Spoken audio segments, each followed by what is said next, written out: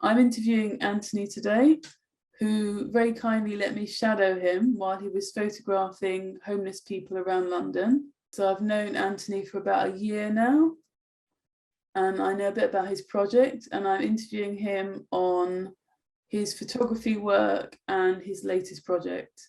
My name is Anthony Dawton, and I am a photographer, and I've done many projects, but mostly overseas with NGOs, as you know. And you bumped into me through our mutual friend Richard Corral, and I was photographing homeless people because I think, as we discussed, I'd come back from working in refugee camps in various parts of the world. I was very shocked to see the scenes on London streets that were not dissimilar to the misery that I'd seen in these refugee camps. In fact, they were worse because there were sort of reasons for these refugee camps. I mean, there were wars going on, and there was the possibility that when the war was over, these refugees could return to a normal life. It's not the case, of course, as I think we both discovered in London, that once you're on the streets, it's mostly a downhill trajectory and very miserable, and people don't really care. I mean, when there's a disaster in Syria or in Iraq or something like that, or Afghanistan, the world's media focus their attention on it. It's much easier to raise awareness and funds. So yes, you found me, and you found me using the same techniques that I photographed people in refugee camps in on the streets of London, which I hope you found respectful and gentle. I hope you found my approach to have integrity. That's important to me. I found your approach quite interesting in that you kind of really try to sort of build up a rapport, but you're also very kind of dedicated in, I'm not sure if I'm wording this correctly, but the kind of way you sort of go down at their level and put yourself in a slightly awkward position sometimes to sort of get the right angle. Yes, yeah, again, it's the same technique that I'd learned in the camps. These people are in tents, and they don't have chairs or anything, so they're sitting on the floor. So you can walk in like a dreadful news gathering team, 4 or 5 people with a bright light and a camera, and point down at these people. It's not just artistically an unpleasant way to film people from above. It's a demeaning way. It's a disrespectful way of doing it. So that's the one issue. The other is, if you get down to their level, then they're much more inclined to talk to you. They're much more inclined to see you as part of the group. So I find that immediately getting down onto the floor, getting down onto the pavements, is a first step to winning their trust. And then if you like, artistically, from the photographic point of view, what I'm really looking for is I'm looking for direct eye contact straight into the camera. So again, you're not going to get that from standing up. So you'll be lucky if they look up, they'll look weird, or they probably won't bother looking up, so you kind of get top of their heads and their noses. It's ridiculous. I found that if you talk to these people, what they've been through, what they are going through, gives them a character, gives them a sort of dignity, a sort of nobility nearly, because you and I, not speaking specifically for you, Rachel, but you and I don't really get deeply traumatized in our lives. Some people do, but our ideas of depression or not having enough money or being cold are nothing like these people's problems of not having enough money, enough food, and being cold. So I think it gives them that look that's born from survival, from having to fight. And I warm to that look when I get it.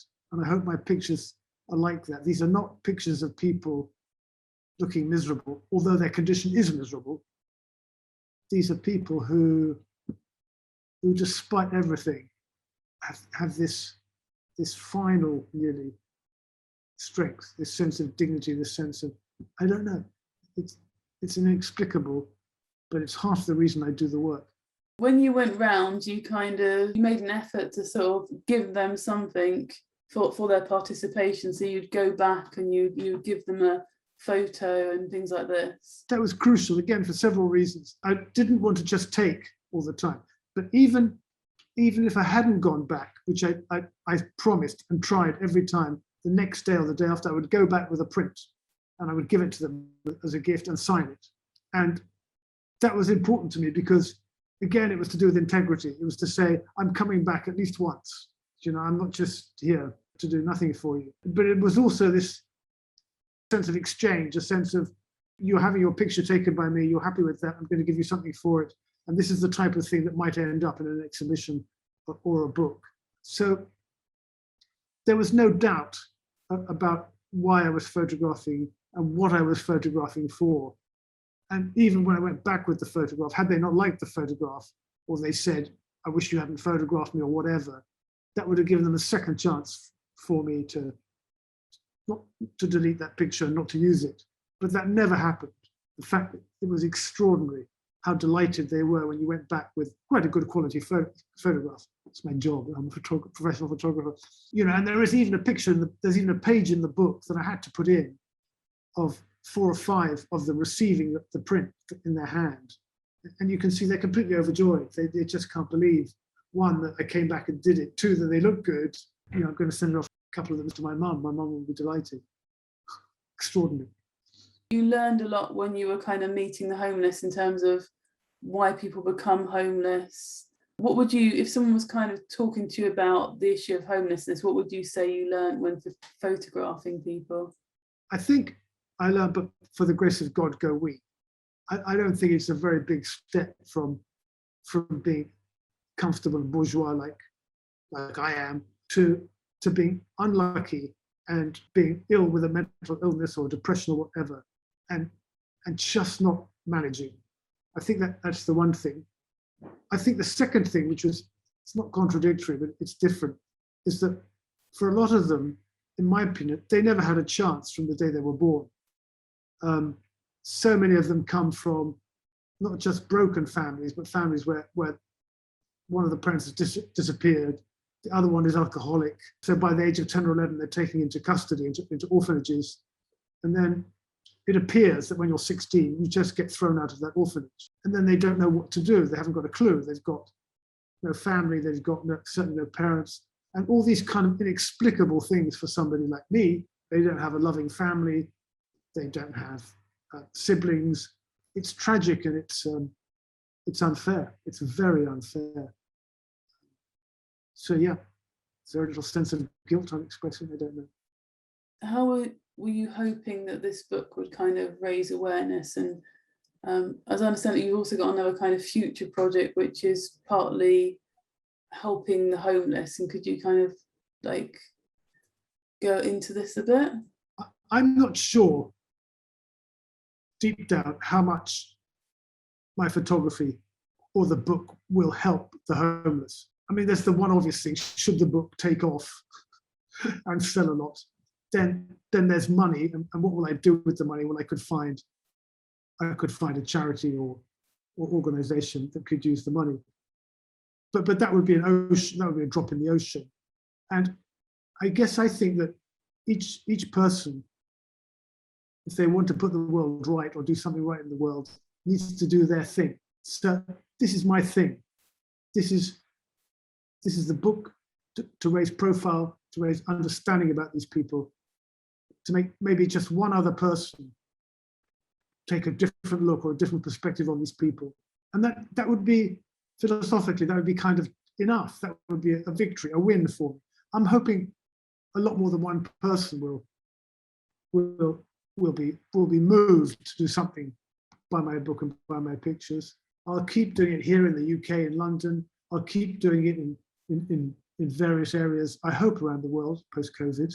I mean, the introduction to the book is by this amazing woman, Lady Ilani Farha, who was recently the UN rapporteur for homeless people around the world. And she has now started her own organization to sort out affordable housing for people around the world. So you got a second photography book coming out soon, where you're sort of doing photos and interviewing people, and this is also connected to raising money potentially for the homeless. I work with Richard Currell, and he's been supporting me throughout the Not London project, which is initially envisaged by me. He has a project that he's envisaged which is called Heroes, Heroes.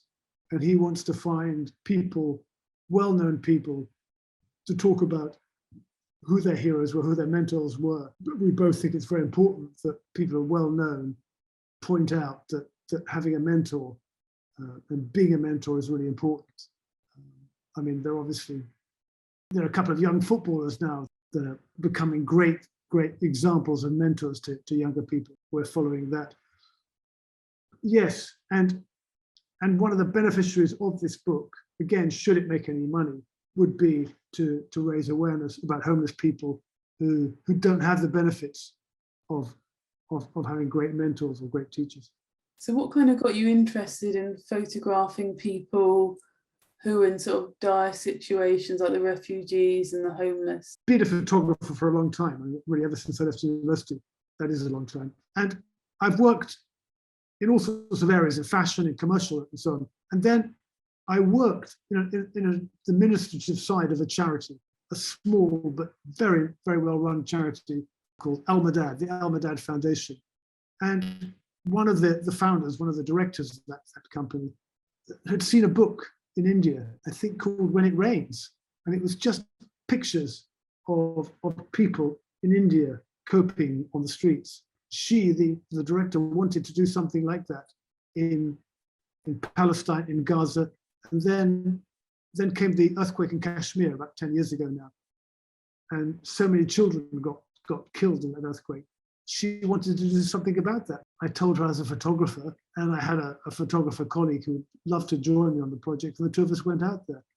And well, this is always difficult for me, but it was the best photographic work I've ever done, both in terms of what I'd produced and in terms of personal satisfaction. It was energizing, even though what I was photographing was pretty tragic. It is tragic photographing these people, but I need to do it. I need to feel I'm doing something, whether it's useful or not. I like to think it is. Is there anything else you'd like to add? Doing this type of work brings me in contact with people I realize I really want to be with and be in contact with. People who are kind, people who are thoughtful, people who are supportive. So